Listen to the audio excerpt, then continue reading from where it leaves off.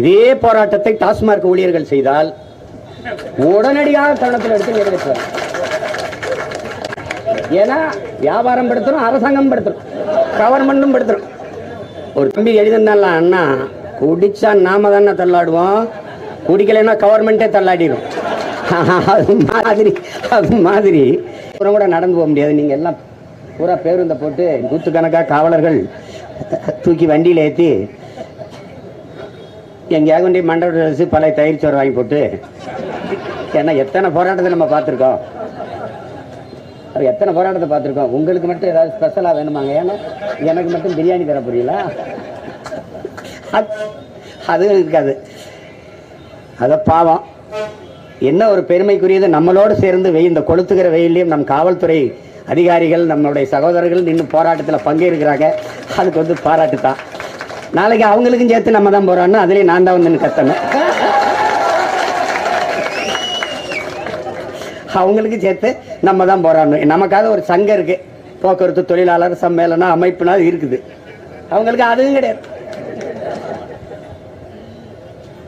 நான் கூட சொல்லுவேன், நான் கருப்பு சட்டை போட்டாடியுமே, நீங்க காக்கி சட்டை போட்டாடியுமே. நானாவது நினைக்கிறத பேச முடியும், உங்களுக்கு அந்த வாய்ப்பும் இல்லை. பேசிய ஒரு எனக்கு முன்னாடி பேசின ஐயா கூட, இது மாண்புமிகு முதல்வர் அவர்கள் கவனத்துக்கு சென்று விட்டால் இது ஒரு தீர்வு கிடைக்கும் என்ற. கவனத்துக்கு தெரியாமே இருக்குது, உரட்டு ஓட்டப்பட்டிருக்குது, பழைய ஒளியில எல்லாம் போகுது. போராடுறோம்னு பேரணிக்கு அனுமதி கேட்டிருக்குது, பேரணிக்கு நேரம் கொடுத்துருக்குது, கோட்டை நோக்கி பேரணின்னு தெரியுது, கூப்பிட்டு 2 முறை வரை பேச்சுவார்த்தை நடத்திருக்காங்க, உளவுத்துறை இது தகவல் போகுது. ஆனாலும் அவருக்கு தெரியாது. ஏன்னா முதல்வரை காப்பாற்ற வேண்டிய பொறுப்பும் கடமையும் இங்க நிறைய பேருக்கு இருக்குது. இங்க தொழிலாளர்களை விட, போராடுகிற மக்களை விட, பாதிக்கப்படுகிற மக்களை விட முதல்வருக்கு தெரிஞ்சா நடந்திருக்கும். கடவுளுக்கு காது கட்டிருந்தா அந்த காரியம் நடந்திருக்குமா? வரல. கடவுள் நேரம் வந்து உனக்கு என்ன வர வேணும் கேள், இது கூட தெரியாது, நீ என்ன கடவுள்? மக்களுக்கு என்ன பிரச்சனைன்னு தெரியாம என்ன ஆட்சி? ஒருத்தர்லாம் ஓட்டுநர் வந்து சீட் பெல்ட் போடணும்னு விதி, அதான் இடவாறு அணியணும். ஒருத்தன் கீழே படம் எடுத்துக்காரு, அவருக்கு உட்கார்ந்து வண்டி ஓட்டுறதுக்கு நாற்காலி இல்லை, அவர் ஒரு முக்காலியில் உட்காந்து ஓட்டுறாரு. கீழே போடுறான், முதல்ல அவருக்கு சீட்டை கூட அப்புறம் பெல்ட் போடுவாருன்ட்டு. பேருந்துக்குள்ள போறாங்க, அரசு பேருந்துக்குள்ள நம்ம பெற்றோர்கள் நம்ம அக்கா தங்கச்சி எல்லாம் கொடையை பிடிச்சிட்டு போறாங்க. இதுதான் இன்றைய தரம்.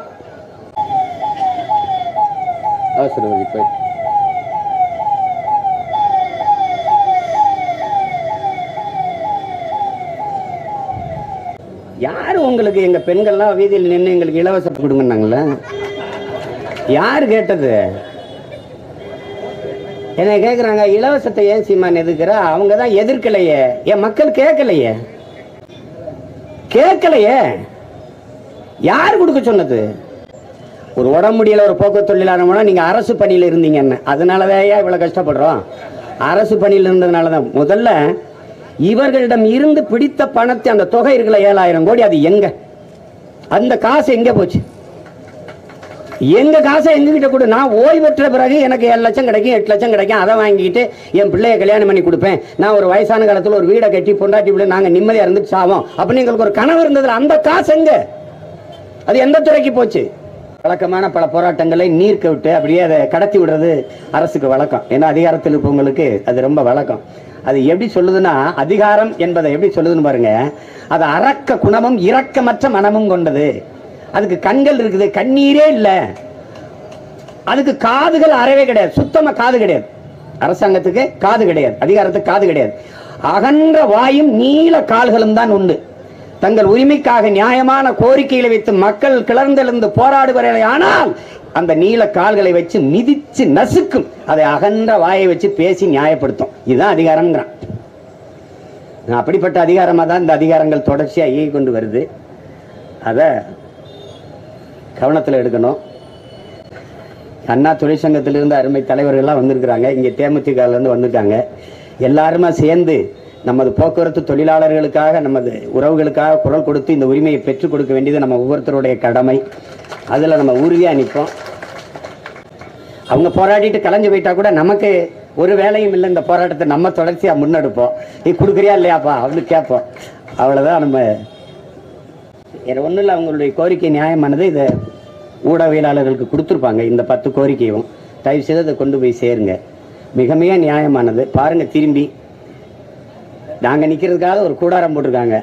அவ்வளோ பேர் அந்த வெயிலில் காஞ்சி நிற்கிறதை பார்க்கும்போது மனசு அவ்வளோ வலிக்குது. அதை மாண்புமிகு தமிழக முதல்வர் அவர்கள் இதை கவனத்தில் எடுத்துக்கிட்டு உடனடியாக கூப்பிட்டு பேச்சுவார்த்தையின் மூலம் அவர்களுக்கு தீர்வு காணணும்.